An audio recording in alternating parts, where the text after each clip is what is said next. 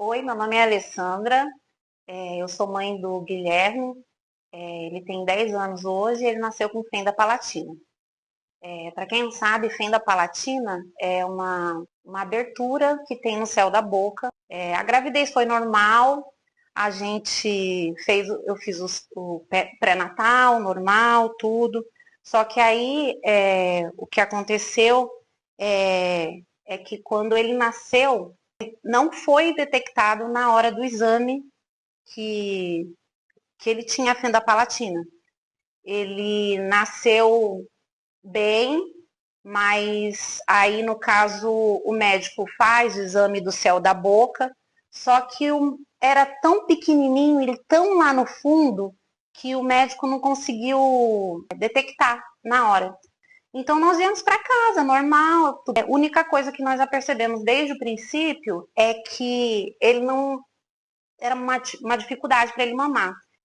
A gente voltou logo ao pediatra, né, para fazer as consultas logo de princípio, mas ele continuou não vendo, não viu, ele fez exames novamente, e aí ele falou, olha, ele perdeu peso de uma maneira significativa, né, para um recém-nascido.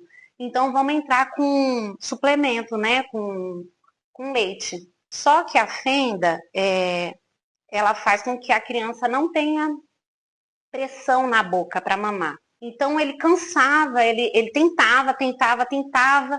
A hora que ele cansava, ele adormecia. Mas não é que ele estava satisfeito, é porque ele não conseguia mesmo. Nesse meio tempo, já era hora dele fazer o teste da orelhinha.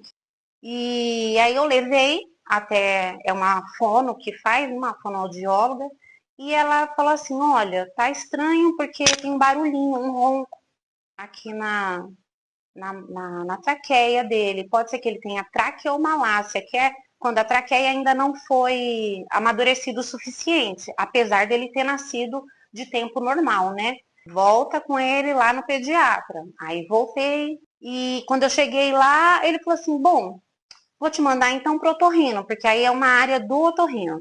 Tá bom. E ele continuava dando os mesmos problemas para mamar, é, emagrecendo. A gente olhava para ele, uma criança que não engordava. Isso aí já estava mais ou menos para uns 30 dias de nascido. E aí levei ele no otorrino.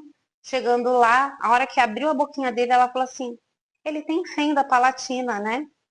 Como se eu soubesse, né? Aí eu falei assim: hã? Fenda palatina? Ela falou assim.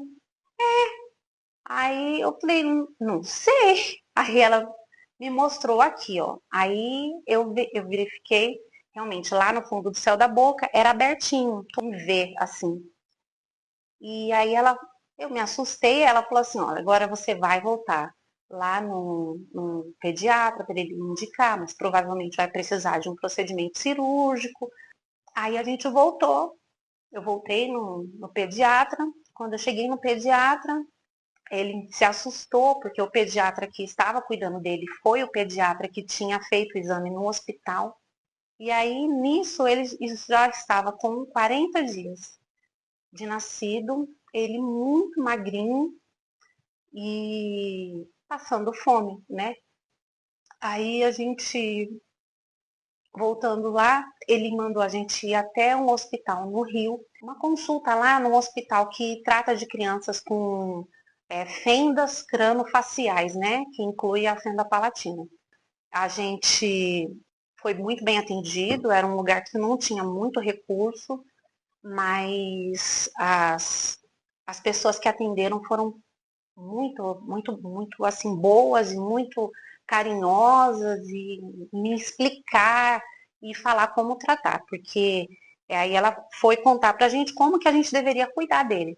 Até a posição para pegar ele no colo deveria ser diferente. Na verdade, ele teria mais facilidade para engasgar assim a qualquer momento, ter uma broncoaspiração. Então eram muitos riscos, né, que envolviam tudo isso. E aí a gente descobriu que a, a forma dele mamar deveria ser numa Chuquinha, chamava Chuquinha Lilo. Eu lembro de quando eu era pequena, de ver os bebezinhos mamando nessa Chuquinha. E era assim que eu tinha que dar leite para ele, era assim que ele conseguia mamar. Então, a partir daí eu comprei muitas dessas que já não tinha nem mais na farmácia, nem se usava mais esse tipo de chuquinha. E aí começamos a cuidar dele assim, sempre de cabeça para baixo, para ele não engasgar, porque ele poderia ter tido outras síndromes. Eu era uma criança que não ia muito no colo das pessoas, porque eu tinha medo das pessoas não saberem segurar ele direito. E assim foi. Então, a partir disso, a gente foi encaminhado para um hospital lá em Bauru, no interior de São Paulo, que se chama Centrinho, da USP. Lá eles tratam por completo a criança, até exames genéticos eles fazem, né?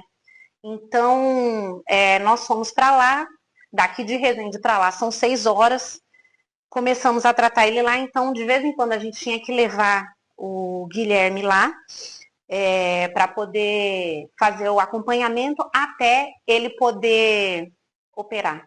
Então, aí a gente foi algumas vezes para lá. Da primeira vez que marcaram a cirurgia não deu certo. Quando a gente já estava para fazer a cirurgia, ele ficou resfriado, lá mesmo. Aí não podia, tinha tudo uma série de coisas, né, para poder dar certo para fazer a cirurgia. Aí marcaram outra vez. Da próxima vez que marcaram, ele ficou resfriado antes, ficou aqui em Resende mesmo, resfriado. Aí não deu certo de novo. Eu sei que acabou dando certo apenas com 2 anos de idade. Até aí, ele já tinha recuperado o peso, então ele já estava gordinho já, depois, tipo, perto de 1 ano, ele já estava bem. Da vez que deu certo, né, para fazer a cirurgia, ele tinha 2 aninhos. Eu tinha acabado de descobrir que eu estava grávida do meu terceiro filho, do Diego. Então, foi um momento bem difícil porque ele precisava operar ainda, ele não tinha operado, ele não falava direito, porque também a questão da fenda dificulta a fala. Ele falava papai, ele falava cacai, vovó era gogó, ele chamava a Rafa de irmãinha, eles não conseguem falar o S, né? A única coisa que ele falava certo era mamãe, e isso por conta da venda palatina. E quando a gente foi fazer essa cirurgia, então eu já estava com 3 meses de gravidez. Aí a gente chegou lá, graças a Deus deu tudo certo. Ainda teve um ocorrido depois da cirurgia.